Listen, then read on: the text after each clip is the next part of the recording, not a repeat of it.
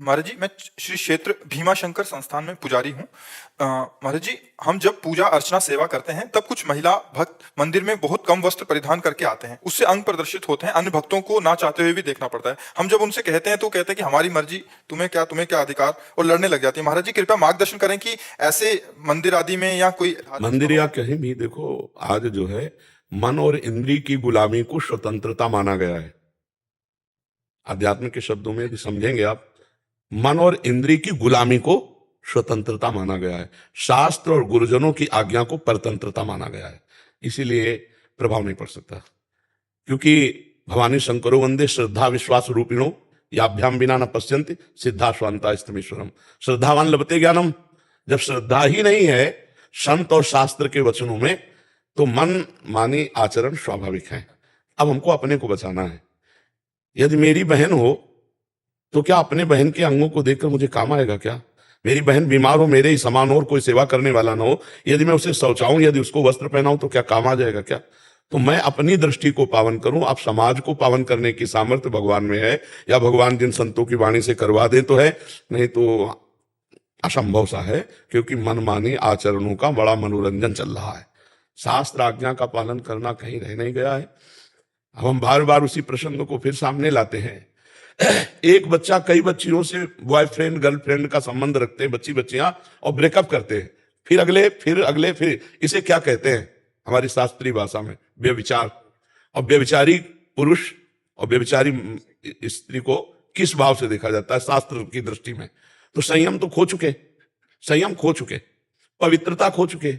अब ये लज्जाहीन, मर्यादाहीन बुद्धि, ये क्या ऐसा सदुपयोग अपने शरीर का या अपने जीवन का कर पाएगी? बस वो तो अब उनके विषय में बोलने का मतलब है अपने को गाली खवाना, अपने को गाली खवाना। तो हमें लगता है हमें अपनी दृष्टि ठीक कर लेनी चाहिए, और तेरे भावे जो करे भलो बुरो संसार, नारायण तू बैठ के अपनो भवन उभार। हाँ, तो हमारा शास्त्र और हमारे गुरु जी यही उपदेश करते हैं कि अपने आप को बचा लो।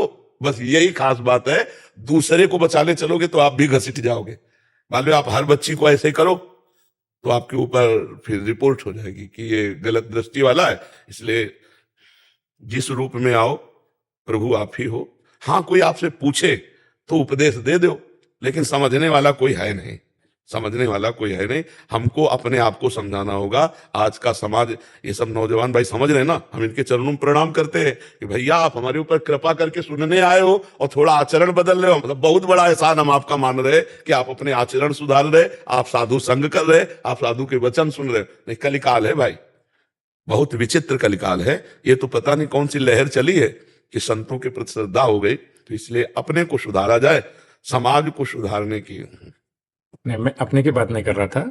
हम जब सेवा करते हैं वहाँ पे, तो काम करते वक्त जब लोग आते हैं तो लोग हमें ही बोलते हैं कि पंडित जी, हम पंडित जी, तो बोले पंडित जी आप ही उनको कोई मार्गदर्शन दीजिए, आप बोल दीजिए। हमने बोर्ड भी लगा रखे हैं लेकिन सुनते कम है। नहीं सुनेंगे, आप कहोगे तो आपके ऊपर वचन और वचन और हो सकता है कटुता का व्यवहार हो जाए। नहीं सुनेंगे आप। पहला हमारा उत्तर था, मन और इंद्रियों की गुलामी को स्वतंत्रता समझा जाता है, शास्त्र और संतों की वाणी के अधीन चलना परतंत्रता समझा जाता है। कैसे समझ में आएगी आप बता? तो इस विषय में हमें लगता है कि मौन होना ही उचित रहेगा। कोई प्रश्न करे तो उसका उत्तर दिया जा सकता है कि महाराज जी हम लोग ऐसे वस्त्र पहनते हैं, क्या ठीक है? तो फिर बोल सकते हैं, क्योंकि वो जानना चाहते हैं। और ऐसे आप बोलोगे तो फिर बहुत ही गलत हो जाएगा। बहुत ही गलत शब्द का प्रयोग हो सकता है, बहुत ही गलत शब्द का प्रयोग। हाँ, संसार का बहुत विचित्र स्वरूप है, नहीं प्रयोग हो सकता, वो आपको ही डांट लग सकती है बहुत। हाँ, इसलिए मौन अपने से कोई तब उत्तर देने का प्रणाली भी है, उपदेश देने की। जब तक प्रश्न ना करे तब तक उसको उपदेश ना दे, नहीं वो उपदेश काम नहीं करेगा। प्रश्न करता दैन्य भाव से, आरत अधिकारी जब पावे गूढ़ो तत्व न साधु दुराए। और इस विषय की व्याख्या हम कर नहीं सकते, क्योंकि जब तक आप नहीं बदलना चाहेंगे, मतलब सामने वाला, तब तक ऐसे केवल फालतू बोलने से नहीं चलेगा। तो वो सामने सुधरना चाहे तो उसको हो सकता है। और नए बच्चे हैं, ये इतना ही मान लें कि गलत आचरण न करें और नशा न करें, इतना ही मान लें तो हम इनके चरण छूते हैं सब बच्चों के। हमारे भारत के ये भविष्य हैं, ये कोई गंदा व्यसन न करें और ये गंदे आचरणों से बच जाए। नहीं, बहुत बड़ी हानि होती है। फिर ब्लैकमेल होने लगते हैं बच्चे, फिर अपने को कंट्रोल में ना करने के कारण वो अपने को मिटा देने की सोचने लगते हैं। नए नए बच्चे कई कारणों से अपने शरीर को त्यागने की बात, तो थोड़ा अध्यात्म सुने, नशा न करें, व्यभिचार प्रवृत्ति से बचें और अपने आप को भारत की सेवा में लगाने योग्य बनावे, समाज की सेवा में लगाने योग्य बनावे। इतना बहुत बड़ा उपकार हो जाएगा।